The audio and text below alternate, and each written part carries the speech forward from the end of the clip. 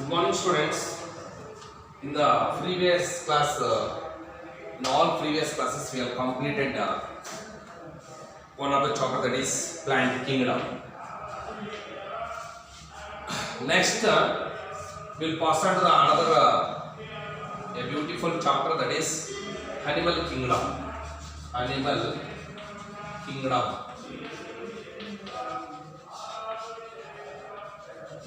So if we come to this animal kingdom, let us see, we can study some features or some key points will come under this animal kingdom. We come to this, the animals will come under animal kingdom, all are multicellular. ಎಲ್ಲ animals ಇಲ್ಲಿ ಬಹುಕೋಶ ಜೀವಿಗಳಾಗಿರುತ್ತೆ.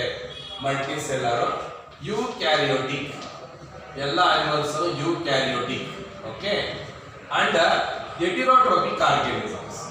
Heterotrophic organisms. Okay, the animals will come under animal kingdom. All are multicellular, ಅಂದ್ರೆ ಬಹುಕೋಶ ಜೀವಿಗಳಾಗಿರುತ್ತೆ. ಒಂದು ಕೋಶ ಅಲ್ಲ, ಹೆಚ್ಚು ಕೋಶಗಳಿಂದ ಮಾಡಲ್ಪಟ್ಟಿರುತ್ತೆ ಬಹುಕೋಶ ಜೀವಿಗಳಾಗಿರುತ್ತೆ. ಯೂಕ್ಯಾರಿಯೋಟಿಕ್ organisms ಅಂದ್ರೆ you ಅಂದ್ರೆ ಏನ್ ಗೊತ್ತಾ, ಟ್ರೂ, ನಿಜವಾದ. ಕ್ಯಾರಿಯೋ ಅಂದ್ರೆ ಏನ್ ಗೊತ್ತಾ, ನ್ಯೂಕ್ಲಿಯಸ್. ನಿಜವಾದ ನ್ಯೂಕ್ಲಿಯಸ್ ಅನ್ನ ಹೊಂದಿರತಕ್ಕಂತ ಜೀವಿಗಳನ್ನ ನಾವು ಯೂಕ್ಯಾರಿಯೋಟ್ಗಳು ಅಥವಾ ಯೂಕ್ಯಾರಿಯೋಟ್ಸ್ ಅಂತ ಕರಿತೀವಿ. ಏನಿದು ಟ್ರೂ ನ್ಯೂಕ್ಲಿಯಸ್ ಅಂದ್ರೆ? ಟ್ರೂ ನ್ಯೂಕ್ಲಿಯಸ್ ಅಂತಂದ್ರೆ the nucleus is bounded by definite nuclear membrane. ಕೋಶ ಬೀಜ ಸುತ್ತಲೂ ಕೋಶ ಪೊರೆ ಇರುತ್ತೆ. ಕೋಶಕ್ಕೆ ಕೋಶ ಪೊರೆ ಇರುತ್ತೆ, ಕೋಶ ಕೇಂದ್ರ. ಓಕೆ, ಇವಾಗ ನ್ಯೂಕ್ಲಿಯಸ್ ಇದೆಯಲ್ವಾ, ನ್ಯೂಕ್ಲಿಯಸ್ ಸುತ್ತಲೂ ಡೆಫಿನೆಟ್ ನ್ಯೂಕ್ಲಿಯರ್ ಮೆಂಬ್ರೇನ್ ಇದ್ರೆ ಅಂತ ನ್ಯೂಕ್ಲಿಯಸ್ ಅನ್ನ ನಾವು ಟ್ರೂ ನ್ಯೂಕ್ಲಿಯಸ್ ಅಂತ ಕರೀತೀವಿ. ಟ್ರೂ ನ್ಯೂಕ್ಲಿಯಸ್ ಇರ್ತಕ್ಕಂಥ ಅನಿಮಲ್ಸ್ ನಾವು ಯೂಕ್ಯಾರಿಯೋಟಿಕ್ ಆರ್ಗಾನಿಸಮ್ಸ್ ಅಂತ ಕರೀತಾರೆ. ಅಂದ್ರೆ animals are multicellular, eukaryotic organisms and heterotrophic organisms. ಏನ್ heterotrophic organisms ಅಂತಂದ್ರೆ the organisms which depend on another organisms for their food. Okay, see for example plants ತಗೊಂಡಾಗ autotrophs. Why the plants are autotrophs? Because they prepare their own food through photosynthesis. ಸಸ್ಯಗಳು ದ್ಯುತಿ ಸಂಶ್ಲೇಷಣ ಕ್ರಿಯೆ ಮುಖಾಂತರ ಅವರು ತಮ್ಮ ಆಹಾರವನ್ನು ತಾವೇ ತಯಾರಿಸಿಕೊಳ್ಳುತ್ತಾರೆ. ಅದಕ್ಕೆ ಅವನು ಸ್ವಪೋಷಕಗಳು ಅಂತ ಕರೀತೀವಿ. ಆದರೆ ಅನಿಮಲ್ಸ್ ಇದೆಯಲ್ವಾ, ಅವು ಸ್ವಪೋಷಕಗಳಲ್ಲ, ಅವು ಪರಾವಲಂಬಿಗಳು. They are heterotrophs. Why? They cannot prepare their food. They depend on other organisms for their food. Hence animals are heterotrophic organisms. First feature ಆಯಿತು, the animals will come under animal kingdom. All are multicellular, eukaryotic organisms and heterotrophic organisms. Let us see the next key point. Animals lack cell wall. Animals lack cell wall. Animals ಅಲ್ಲಿ cell wall ಇರಲ್ಲ. If we take plant cell, say ನೀವು animal cell ತಗೊಂಡ್ರೆ animal cell consists of only, ಸರಿಯಾಗಿ ಗಮನ ಕೊಡಿ, animal cell ತಗೊಂಡ್ರೆ, ಪ್ರಾಣಿ ಕೋಶ ತಗೊಂಡ್ರೆ, it consists of only cell membrane. ಕೋಶ ಪೊರೆ ಮಾತ್ರ ಇರುತ್ತೆ. ಅರ್ಥ ಮಾಡ್ಕೊಳ್ಳಿ,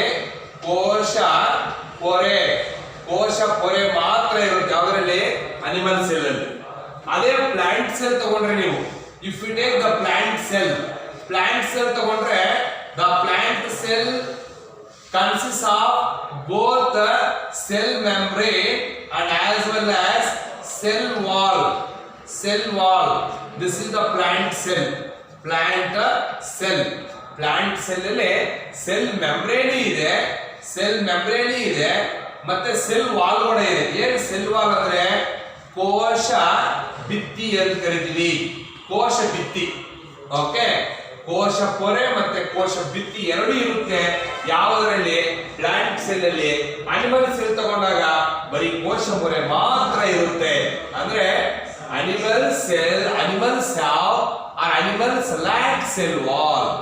Animals lack cell wall and they shows or they have ingestive type of nutrition.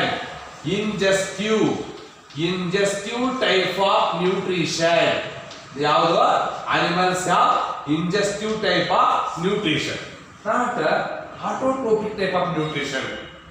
ಅದರ ಆಹಾರವನ್ನು ಅವೇ ತಯಾರಿಸಿಕೊಂಡು ಅದರಲ್ಲಿರ್ತಕ್ಕಂಥ ಆಹಾರವನ್ನ ಅವಶ್ಯಕ್ಕೆ ಅವು ಯೂಸ್ ಮಾಡ್ಕೊಳ್ಳಲ್ಲ. ಯಾವ animals ingestive engulfing, they have to take food outside to inside. ಆಚೆ ಕಡೆಯಿಂದ ಒಳಗಡೆಗೆ ಫುಡ್ ಅನ್ನು ನಾವು ತಗೊಳುತ್ತೆ. They want prepare such kind of nutrition is called as engulfing the food. Okay, they are taking the food materials from outside to inside. That is ingestive type of nutrition. ಅರ್ಥ ಮಾಡ್ಕೊಳ್ಳಿ. All animals lack cell wall and they have ingestive type of nutrition. And come to the another one is animal kingdom is the largest kingdom. Animal kingdom is the largest kingdom with 1 million species. With 1 million species. Okay, animal kingdom is the largest kingdom with 1 million species ಇದೆ. And these are widely spread. Animals are widely spread. ಎಲ್ಲ ಕಡೆನೂ ಸಾವು widely spread ಆಗಿದೆ. ಎಲ್ಲ ಕಡೆನೂ ಇರುತ್ತೆ. Especially even these animals are widely spread, especially throughout the biosphere. ಎಲ್ಲ ಕಡೆಗಳು throughout the biosphere. Okay, so there are few key points will come under the animal kingdom. Let us see once again the animal kingdom. ತಗೊಂಡಾಗ ನೀವು all animals are multicellular, eukaryotic and heterotrophic organisms. Animals lack cell wall but they have ingestive type of nutrition. And animal kingdom is the largest kingdom with 1 million species and they are widely spread throughout the biosphere. So let us go for another one is the classification of animals. ನೀವು ಇವಾಗ next ಯಾವ topic ಹೋಗೋಣ ಅಂದ್ರೆ ಯಾವ ರೀತಿ ನೀವು ಪ್ರಾಣಿಗಳನ್ನ ವಿಂಗಡಣೆ ಮಾಡ್ತೀರಾ, ಯಾವ ರೀತಿ ವರ್ಗೀಕರಣ ಮಾಡ್ತೀರಾ, ಅನಿಮಲ್ಸ್ ಅನ್ನ ಪ್ರಾಣಿಗಳನ್ನ ನೀವು ಯಾವ ರೀತಿ ವಿಂಗಡಣೆ ಮಾಡ್ತೀರಾ ಅದು ನೋಡೋಣ. So the classification of animals. Next one is classification of animals. So if you come to this classification of animals ತಗೊಂಡ್ರೆ, so the animals were mainly classified based on some criteria. Okay, ಒಂದು based on the arrangement of cells.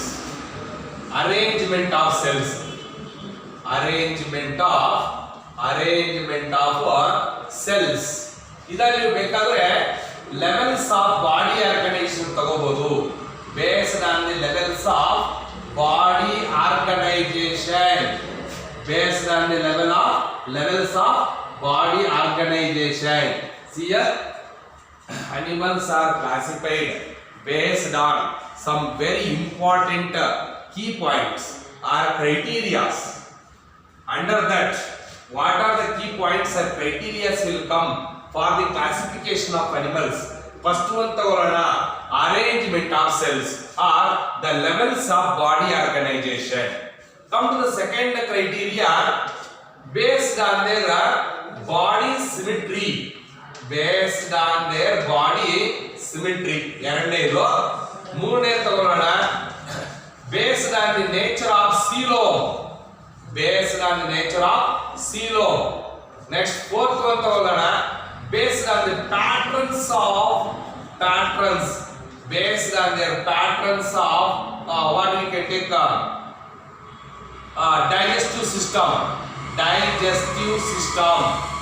digestive system. Okay, and based on the patterns of circulatory system.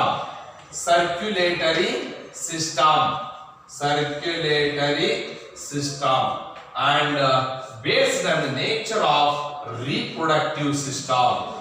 Okay, so we can classify the animals based on some very important criteria or key points one is the arrangement of cells. ಒಂದು ಪ್ರಾಣಿ ತಗೊಂಡಾಗ ಆ ಪ್ರಾಣಿಯಲ್ಲಿ ಕೋಶಗಳು ಯಾವ ರೀತಿಯಲ್ಲಿ ಜೋಡಿಸಲ್ಪಟ್ಟಿದೆ ಅಂದ್ರೆ arrangement of cells are the levels of body organisation ಅಂತ ಕರಿತೀವಲ್ಲ. ಸೆಕೆಂಡ್ ಒನ್ ತಗೊಳ್ಳೋಣ, based on their body symmetry. Third one ತಗೊಳ್ಳೋಣ, nature of coelom. Fourth one ತಗೊಳ್ಳೋಣ, ಪ್ಯಾಟರ್ನ್ಸ್ ಆಫ್ ಡೈಜೆಸ್ಟಿವ್ ಸಿಸ್ಟಮ್. ಯಾವ ಯಾವ ರೀತಿಯ ಜೀರ್ಣಾಂಗ ವ್ಯೂಹ ಹೊಂದಿದೆ ಅದರ ಆಧಾರದ ಮೇಲೇನು ನಾವು ಅನಿಮಲ್ಸ್ ಅನ್ನ ಕ್ಲಾಸಿಫಿಕೇಶನ್ ಮಾಡ್ತೀವಿ. ಫಿಫ್ತ್ ಒನ್ ತಗೊಳ್ಳೋಣ, based on the patterns of circulatory system. ಅಂದ್ರೆ ಸರ್ಕ್ಯುಲೇಟರಿ ಸಿಸ್ಟಮ್ ಅಂದ್ರೆ ರಕ್ತ ಪರಿಚಲನಾಂಗ ವ್ಯೂಹ, ಯಾವ ರೀತಿಯಲ್ಲಿ ಎಂತ ರೀತಿಯಾದ ಒಂದು ರಕ್ತ ಪರಿಚಲನಾಂಗ ವ್ಯೂಹ ಇದೆ. ನೆಕ್ಸ್ಟ್ ಸಿಕ್ಸ್ತ್ ಒನ್ ತಗೊಳ್ಳೋಣ, based on the reproductive system.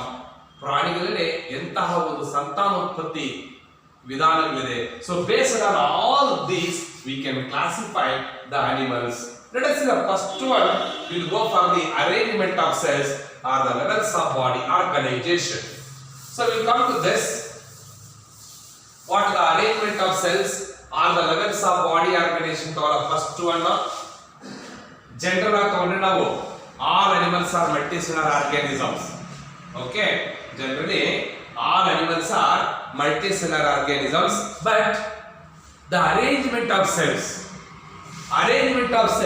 were different in different animals. ಈ ಕೋಶಗಳಿದೆಯಲ್ಲ, ಓಕೆ, ಎಲ್ಲಾ ಪ್ರಾಣಿಗಳು ಬಹುಕೋಶ ಜೀವಿಗಳೇ, ಆದರೆ ಆ ಪ್ರಾಣಿಗಳಲ್ಲಿ ಈ ಕೋಶಗಳು ಒಂದೊಂದು ಪ್ರಾಣಿಯಲ್ಲಿ ಒಂದೊಂದು ರೀತಿಯಾಗಿರ್ತಕ್ಕಂತಹ ಒಂದು ಅರೇಂಜ್ಮೆಂಟ್ ಇರುತ್ತೆ ಅಂತ ಅಷ್ಟೇನೇನಿಲ್ಲ. ಇಲ್ಲಿ animals are multicellular organisms, but the arrangement of cells were different in different organisms. So because of that only we can study the levels of body organization. What are the different types of levels of body organization? So let us go for these levels of body organization. There are different types of levels of body organization. First one, we will go for the cellular level. Cellular level body organization.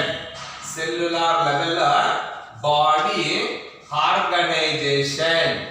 Cellular level body organization. ಮತ್ತೆ ಎರಡನೇ ತಗೊಳ್ಳೋಣ, tissue level body organisation. Tissue level body organisation.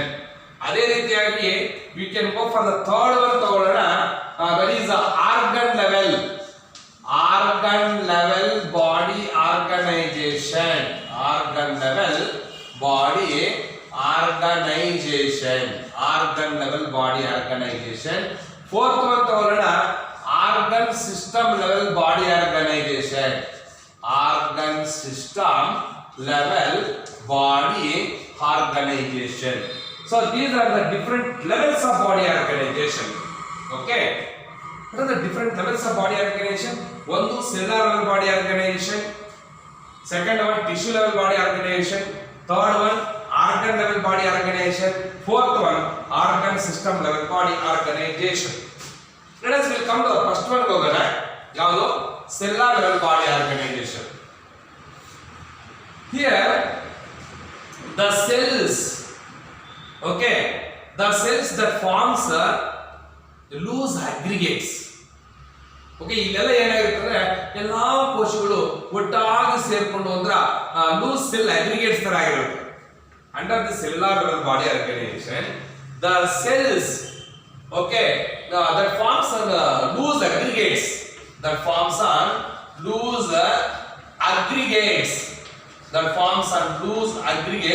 but they not form tissues.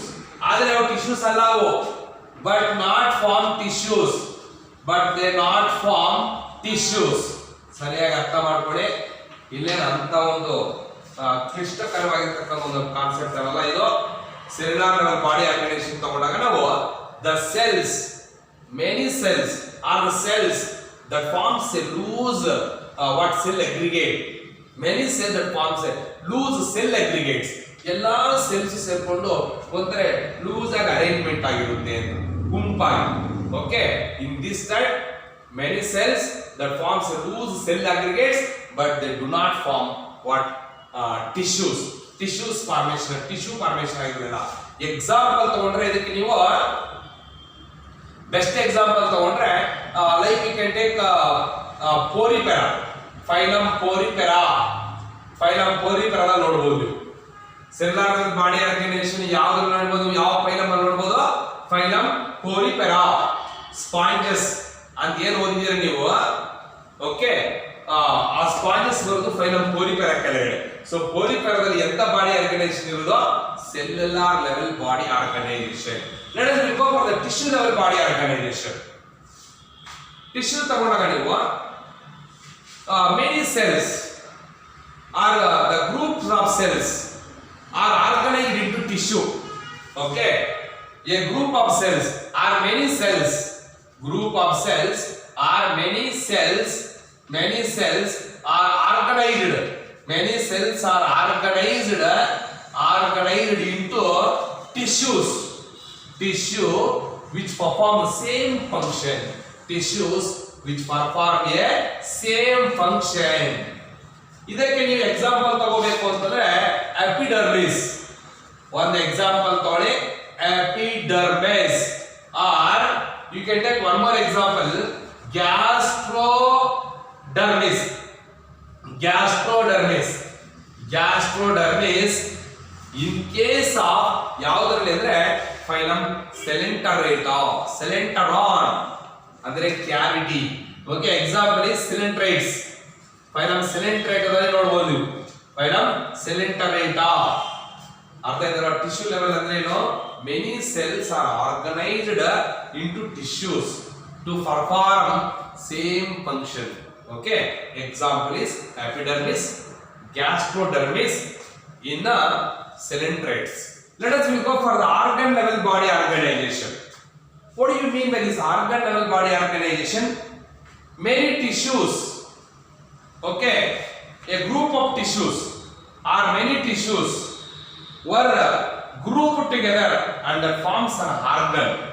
ಏನಂತ ನೀವು, many tissues are grouped. Many tissues are grouped together and form an organ and forms an organ. Okay, many tissues grouped together. ಇಲ್ಲೆಲ್ಲ ಏನಾಯ್ತು, ಸುಮಾರು cells ಎಲ್ಲ organise ಆಗಿ tissue ಆಯಿತು, how to perform the same function. ಅದೇ type ಅಲ್ಲಿ many tissues grouped together, okay, and forms an organ to perform. Each organ perform a specific or a particular type of function. Each organ perform a particular function or a specific function. Particular function or a specific function. ಇದು ನೀವು ತಗೊಂಡಾಗ ಯಾವುದಕ್ಕೆ, ಯಾವುದು organ level body organisation ತಗೊಂಡಾಗ the best example is ಪ್ಲಾಟಿಯಲ್ಮೆಂಥಿಸ್. ಅಲ್ಲಿ ಪೋರಿಪೆರಾ, ಇಲ್ಲಿ Coelenterata. ಇಲ್ಲಿ ಬಂದಾಗ ನೀವು ಪ್ಲಾಟಿಯಲ್ಮೆಂಥಿಸ್ ಎಕ್ಸಾಂಪಲ್ ತಗೊಂಡ್ರೆ ಪ್ಲಾಟಿಯಲ್ಮೆಂಥಿಸ್. Okay, next we will go for the organ system level organization. Many organs. Okay, all organs ಇದೆ. ಇವಾಗ many organs are organized and forms into a what organ systems. So in this type organ system level body organization ತಗೊಂಡಾಗ many organs are different organs, okay, were grouped together and forms a particular system, okay, to perform a specific functions were called as organ systems. Organs ಎಲ್ಲ ಸೇರ್ಕೊಂಡು group ಆಗಿ the different organs grouped together and performs a system were called as organ systems to perform a specific functions. So example ತಗೊಂಡು ನೀವು organ system ತಗೊಂಡಾಗ ನೀವು organ systems ತಗೊಂಡಾಗ like digestive system, circulatory system, reproductive system, okay, ಈ ರೀತಿಯಲ್ಲಿ ಇಲ್ಲೆಲ್ಲ ಏನಾಯ್ತು, organ level body organisation ಆಗೋಯ್ತು. ಇವಾಗ organ system level body organisation ಬರ್ತಾ ಇದೆ. Organ system level body organisation ತಗೊಂಡಾಗ ಏನು, like digestive system, circulatory system, reproductive system etcetera. ಇಲ್ಲಿ ಎಕ್ಸಾಂಪಲ್ ಯಾವ್ದು ತಗೊಂತೀರಾ ನೀವು, ನೆಮಟೋಡಾ. ನೆಮಟೋಡ. ಇಲ್ಲಿಂದ you can take annelida, arthropoda, mollusca, echinodermata and chordates. Organ system level body organisation ತಗೊಂಡ್ರೆ ನೀವು ಕಂಪ್ಲೀಟ್ ಆಗಿ you can take annelida. Nematoda ಬಂದು it is the only one class will come under phylum aschelminthes. Okay, ಅಲ್ಲಿಗೆ nematoda, annelida, phylum annelida, phylum arthropoda, mollusca, phylum mollusca, and one more is phylum Echinodermata,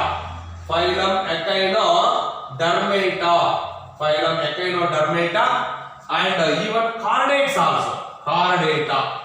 So all show organ system level body organization that completes the levels of body organization. How we can classify the animals? Some animals have cellular level body organization, example Porifera. Some animals have tissue level body organization, example is you can take coelentrates. Some organisms consist of organ level body organization, example is Platyhelminthes. And you see the organ system level body organization: nematodes, Annelida, Arthropoda, Mollusca, Echinodermata and Chordates. So that completes what the classification of animals based on the arrangement of cells or levels of body organization. Next class will go for the based on their body symmetry. Thank you. We will do the next class. ನೋಡಿ, animal ಕಿಂಗ್ಡಮ್ಗೆ, plant ಕಿಂಗ್ಡಮ್ಗೆ ಸುಮಾರು first PUC ವಿದ್ಯಾರ್ಥಿಗಳು ಲೇಟಾಗಿ admission ಆಗಿರೋರು, ಲೇಟಾಗಿ WhatsApp ನಂಬರನ್ನು ಕೊಟ್ಟು ಗ್ರೂಪ್ಗೆ ಸೇರಿದವರು, ಈ ರೀತಿಯಲ್ಲಿ ಸರಿಯಾಗಿ ಆ ಚಾಪ್ಟರ್ನ ಕೆಲವರು ಕೇಳಿರ್ತಾರೆ, ಕೆಲವರು ಕೇಳಿರೋದಿಲ್ಲ. ಆದರೆ ಅಟ್ಲೀಸ್ಟ್ ಅನಿಮಲ್ ಕಿಂಗ್ಡಮ್ ಇಂದ ಪರ್ಫೆಕ್ಟ್ ಆಗಿ ಮತ್ತೆ ನಾನು ಅನಿಮಲ್ ಕಿಂಗ್ಡಮ್ ಇನ್ನೊಂದ್ಸಲ ರಿಪೀಟ್ ಮಾಡಲ್ಲ. ದಯವಿಟ್ಟು ಈ ವಿಡಿಯೋನ ಇಲ್ಲಿಂದ ಏನು ಮಾಡ್ತೀನಿ, ಆ ವಿಡಿಯೋಗಳನ್ನ ಪರ್ಫೆಕ್ಟ್ ಆಗಿ 1 or 2 ಟೈಮ್ ರಿಪೀಟ್ ಮಾಡಿ ನೋಡಿ. ನೋಟ್ಸು ಕಲೆಕ್ಟ್ ಮಾಡ್ಕೊಳ್ಳಿ, ಅಶೋಕ್ ಸರ್ ಹತ್ರ ಇರುತ್ತೆ. ಆ ನೋಟ್ಸ್ ಅನ್ನ ನೀವು ರಿಪೀಟೆಡ್ ಆಗಿ ಈ ವಿಡಿಯೋನ ನೋಡಿದ ತಕ್ಷಣ 1 or 2 times. Okay, third time you can read that what the notes and prepare for the examination. Thank you all.